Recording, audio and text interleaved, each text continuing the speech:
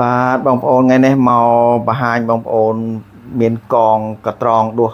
ចៃញឹកនិងចៃទឹកណាបងប្អូនដែលចំត្រីក្រឹមត្រី7ពណ៌ត្រីអីហ្នឹងដែលពិបាករត់ដងកាន់ដងចងៀងចងាងដងអាស័យវែងអីចឹងណាបងប្អូនអញ្ចឹងបងប្អូនទិញតដងនេះមកឈុតអញ្ចឹងទៅគឺងាយស្រួលណាបងប្អូនស្រួលដាក់តាមខ្លួនមែនទេណាបងប្អូន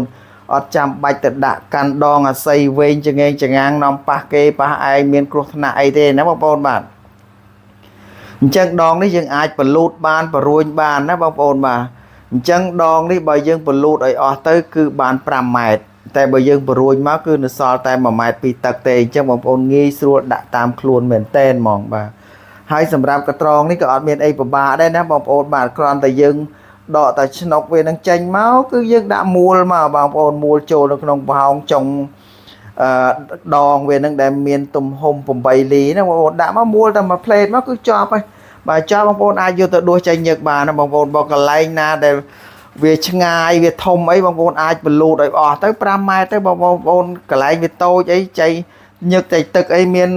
នៅចិត្តខ្លួនបងប្អូនបលូតតែមួយកង់ក៏បានដែរបងប្អូនបាទបងប្អូនមិនបាច់បលូតក៏បានដែរបងប្អូនណាអញ្ចឹងយើងអាចប្រែប្រួលទៅតាមស្ថានភាពជាក់ស្ដែងកន្លែងយើងដួសចៃទឹកនឹងណាបងប្អូនបាទហើយដងវាហើយនឹងដៃកត្រងហ្នឹងគឺធន់ណាបងប្អូនអត់ច្រេះបាទអត់ងាយបាក់ទេគឺស្វិតល្អណាស់បងប្អូនហើយអត់ធ្ងន់ទេណាបងប្អូនបាទស្រាលណាបងប្អូនស្រាលមែនតែនហ្មងណាបងប្អូនបាទអញ្ចឹងបងប្អូនអាចតាក់ទងបានបើសិនជាមានចំណាប់អារម្មណ៍ទេបងប្អូនណាឃើញទេយើង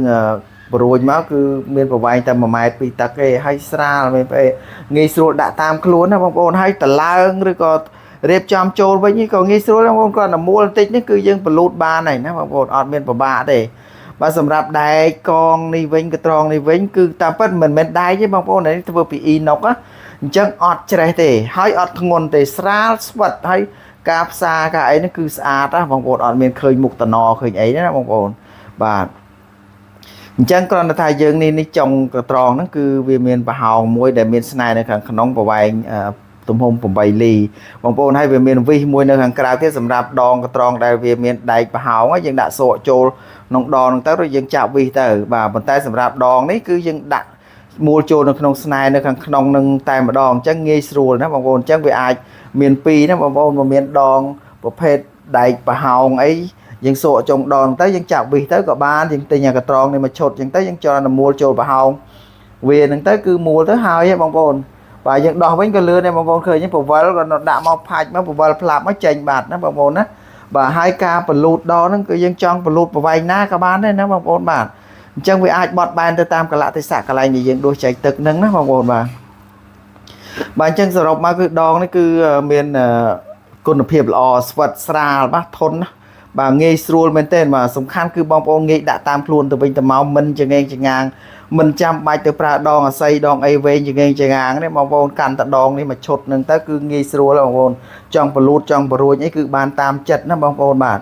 ហើយសម្រាប់មុខកាត់ដៃកត្រងជាងហ្នឹងគឺមានប្រវែង3តឹកគឺធំបងប្អូនធំល្មមណាបងប្អូនបាទងាយស្រួលហើយដងហ្នឹងគឺកាន់ពេញដៃមានរូបរាងស្អាតបងប្អូនកាន់ពេញដៃល្អណាបងប្អូនបាទអញ្ចឹងក៏បងប្អូនមានចំណាប់អារម្មណ៍អាចតាក់ទងមកបានណាបងប្អូនបាទត្រូវក៏បានមិនត្រូវក៏បានដែរអាចសួរនាំក៏បានតាមលេខ Telegram ហ្នឹងមកបងប្អូនជម្រាបលាបាយបាយ